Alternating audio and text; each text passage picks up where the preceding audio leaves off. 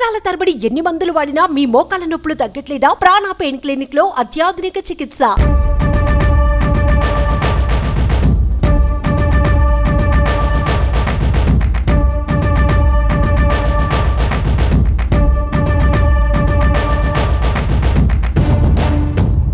నమస్తే, నేను విజయ్. ఇవాళ 4వసారి ముఖ్యమంత్రిగా ప్రమాణ స్వీకారం చేసిన తర్వాత ముఖ్యమంత్రిగా నారా చంద్రబాబు నాయుడు గారు చార్జ్ తీసుకోబోతున్నారు. ఇక్కడే ప్రస్తుతం మనం సచివాలయంలో ఉన్నాం. మనకు కనిపిస్తున్నటువంటి ఈ బిల్డింగ్ ఇక్కడ చూస్తే మన వెనుక వైపు ఉన్నటువంటి సీఎం ఛాంబర్ అదేను. సో ఇవాళ సరిగ్గా 4:40 చంద్రబాబు నాయుడు గారు ఛార్జ్ తీసుకోబోతున్నారు. ఆయన ఛార్జ్ తీసుకున్న తర్వాత, బాధ్యతలు తీసుకున్న తర్వాత ముఖ్యమంత్రిగా 5 ఫైళ్ల మీద సంతకాలు చేయబోతున్నారు. మొదటిగా ముఖ్యంగా ఫస్ట్ నుంచి చెప్తున్నట్టుగా జనసేన పార్టీ అధినేత పవన్ కళ్యాణ్, అలాగే చంద్రబాబు గారు చెప్పినట్టుగా మెగా డిఎస్సి మీద తొలి సంతకం ఉండబోతుంది. రెండవ ఫైల్ వచ్చేసి ల్యాండ్ టైటిలింగ్ యాక్ట్కి సంబంధించినటువంటిది రద్దు చేసేటువంటి ఫైల్ మీద సంతకం చేయబోతున్నారు. ఇక మూడవ సంతకం పెన్షన్స్ పెంపు దాదాపుగా 4,000 రూపాయలకు పెంచుతామని మేనిఫెస్టోలో ఇచ్చినటువంటి హామీ మేరకు ఆ కార్యక్రమాన్ని కూడా చేయబోతున్నారు. అలాగే స్కిల్ సెన్సెక్స్ కావచ్చు, లేదంటే వేరే ఇతర 5 ఫైళ్ళకి సంబంధించినటువంటి వాటి మీద సంతకం చేయబోతున్నారు. ప్రస్తుతం మనతో పాటు జనసేన పార్టీకి సంబంధించినటువంటి నాయకురాలు అడ్వకేట్ రజనీ గారు ఉన్నారు. నమస్తే రజనీ గారు. ముఖ్యంగా నిన్నటి రోజు అండి ప్రమాణ స్వీకారం. నారా చంద్రబాబు నాయుడు అనే నేనుతో రాష్ట్రం మొత్తం ఊపిరి పీల్చుకున్న పరిస్థితి అయిందండి. ఏ భవనం అయితే ఆయన కట్టించారో, ఏ భవనంలో అయితే కూర్చొని మాట్లాడతాడో, ఇక్కడ ఏముంది ఏం లేదు అని సెక్రటేరియట్లో ఏసీ సమక్షాల్లో చక్కగా మంచి కుర్చీల్లో కూర్చొని ఇక్కడ కేవలం మట్టి దిబ్బలు, శ్మశానాలు, పిచ్చి మొక్కలు అని మాట్లాడుతున్నటువంటి వాళ్ళని ఈరోజు అసెంబ్లీ సాక్షిగా తరిమి కొట్టడం అయితే జరిగింది. ఇదే సెక్రటేరియట్ని ఒక అడ్డాగా మార్చుకొని ఎన్ని అకృత్యాలు చేయకూడదో అన్ని అకృత్యాలు చేసేసిన పరిస్థితి గత ప్రభుత్వం. ఈసారి ప్రభుత్వం కేవలం అభివృద్ధి పదంలోనే ముందుకు తీసుకెళ్లడం అనేది కీలక అధ్యాయంగా ఉందండి. అభివృద్ధి అంటే ఈరోజు యువత, నిరుద్యోగంలో ఉన్నటువంటి యువతకి మెగా డేస్ ఇవ్వడం కానీ, ఏదైతే వృద్ధులకి 4,000 పెన్షన్ విషయంలో కానీ రాష్ట్రం మొత్తం భయపడిపోతున్న పరిస్థితి. ల్యాండ్ టైటిలింగ్ యాక్ట్, మాకే రక్షణ లేదు, మా భూములకి రక్షణ లేదు, మా ప్రాణానికి రక్షణ లేదు అనుకున్న పరిస్థితిలో ల్యాండ్ టైటిలింగ్ యాక్ట్ రద్దు గురించి కానీ, ఈరోజు సెన్సెక్స్కి సంబంధించినటువంటి స్కిల్ సెన్సెక్స్ విషయం కానీ, ఇవన్నీ కూడా చాలా కీలక అధ్యాయాలండి. గతంలో కూడా ఇదే సెక్రటేరియట్కి నాకు ఎంట్రీ కూడా ఉండేది కాదండి. లోపలికి వెళ్ళేటప్పుడు గేట్ దగ్గర ఆపేసేవారు.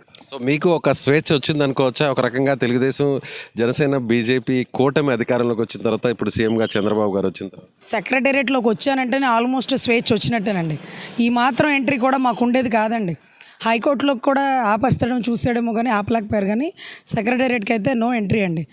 రాష్ట్ర ప్రభుత్వానికి విరుద్ధంగా మాట్లాడతాం కాబట్టి మాకు ఎంట్రీ లేదు. రాజధానికి మాత్రం ఆయనకి ఎంట్రీ ఉంటుందండి. మా భూముల్ని తాకట్టు పెట్టి 33,000 ఎకరాలు స్వాహా చేసి రాజధాని 3 ముక్కలాడి చేసిన వాడికి మాత్రం అమరావతిలో దొంగ రోడ్లో రూట్ మ్యాప్లు వేసేసుకొని రోడ్లు వేయించుకొని వస్తున్న పరిస్థితి. ఈరోజు ఫెడరైట్స్ సమక్షంలో మరొక న్యూయార్క్ నగరంలాగా అమరావతి కాబోతుంది. హైదరాబాద్ కూడా న్యూయార్క్ నగరంలాగా ఉంది అన్న పాపానికి రజనీకాంత్ గారిని, చెన్నై తలైవా గారిని బూతులు తిట్టినది దౌర్భాగ్యులు వీళ్ళు. ఈరోజు అర్ధరాత్రి గచ్చిబౌలికి పోతే తెలుస్తుంది ఆ ఫెడరైట్ సమక్షంలో ఎలా ఉందని. సో అంత గొప్పగా ఈరోజు అమరావతిని తీర్చిదిద్దినటువంటి నవ్యాంధ్ర నిర్మాత మరొక్కసారి 4వసారి ప్రమాణ స్వీకారం చేయడం, ఈ రాజధానిలో అడుగుపెట్టడం, మళ్ళీ అమరావతి భూములకి రెక్కలు వచ్చినాయి. రాజధాని భూములు ఈరోజు రక్షణ కల్పించబడుతున్నారు.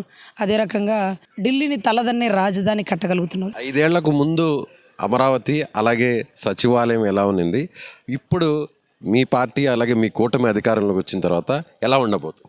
అభివృద్ధి పదమే అంతిమ లక్ష్యంగా ఉన్నటువంటి నవ్యాంధ్ర నిర్మాత చంద్రబాబు గారు, అవినీతి రహిత పరిపాలన తీసుకురావాలన్నటువంటి పవన్ కళ్యాణ్ గారు, నిజాయితీగా, నిర్భయంగా, ధైర్యంగా పోరాడదాం, రాష్ట్ర రాజధాని నెలకొల్పుకుందాం, సుపరిపాలన ఇవ్వగల సమర్థత గల ఉన్నటువంటి చంద్రబాబు గారిని నేను విశ్వసిస్తున్నాను, నమ్ముతున్నాను, నాకు ఆ నమ్మకం ఉంది అంటూ నిన్నటి రోజు ఆయన 2 చేతులు పట్టుకొని ఆయన ఎంత నలిగిపోయారు, చాలా నలిగిపోయారు.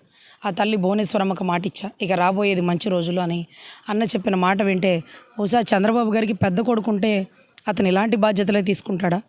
చిరంజీవి గారికి తమ్ముడు ఉండడం వల్ల చిరంజీవి గారికి జరిగిన అవమానానికి, ఆయన ఏ రాజకీయాలనైతే ఆయన ఇబ్బంది పెట్టి వెనక్కి వెళ్ళిపోయిన పరిస్థితి ఉందో, రాజకీయం అంటే ఎలా చేయాలో చూపించినటువంటి కళ్యాణ్ గారికి ఈరోజు అన్నకి తగ్గ తమ్ముడు, ఇలాంటి తమ్ముడు ఉండాలి పవన్ కళ్యాణ్, ఇలాంటి పెద్ద కొడుకు లాంటి కొడుకు ఉండాలి పవన్ కళ్యాణ్.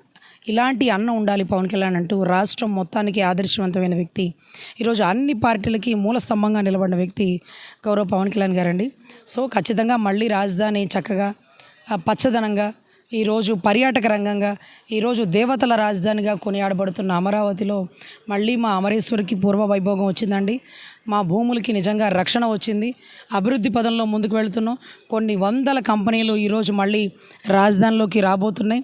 అదే రకంగా మన బిడ్డలు బెంగళూరు, చెన్నై ఈ పక్క రాష్ట్రాలకు పోకుండా ఇక్కడే గొప్ప గొప్ప సాఫ్ట్వేర్ ఉద్యోగాలు చేసుకుంటారు. ధైర్యంగా తిరగచ్చు. ఇప్పుడు దాకా ఎంట్రీ లేని మాకు కూడా సెక్రటేరియట్కి ఎంట్రీ వచ్చిందంటే మేము కూడా చాలా స్వేచ్ఛగా ఫీల్ అయ్యామండి. ఇదే సచివాలయంలో గతంలో ఎన్నో ఆంక్షలు షరతులు ఉండేవి. మాలాంటి వారికి కూడా లోపలికి కనీసం అడుగు పెట్టడానికి కూడా అనుమతులు ఇచ్చేవారు కాదు. కానీ నిన్నటి నుంచి కూడా పరిస్థితులు పూర్తిగా మారిపోయి ఇక సచివాలయంలో అందరికీ కూడా స్వేచ్ఛ రాబోతుంది. గతంలో ఇక్కడ నిర్మాణాలు చేపట్టినటువంటి చంద్రబాబు నాయుడు గారే తిరిగి మళ్ళీ ముఖ్యమంత్రిగా ఆయన బాధ్యతలు చేపట్టడం తామంతా ఎంతో సంతోషిస్తున్నామంటూ కూడా రజనీ గారు చెప్తున్నారు. అలాగే సచివాలయ ఉద్యోగస్తులు ఇతర అధికారులందరూ కూడా ఎంతో ఆనందాన్ని, హర్షాన్ని వ్యక్తం చేస్తున్నటువంటి పరిస్థితి. కెమెరామెన్ లక్ష్మణ్తో విజయ్, సుమన్ టీవీ, అమరావతి నుంచి.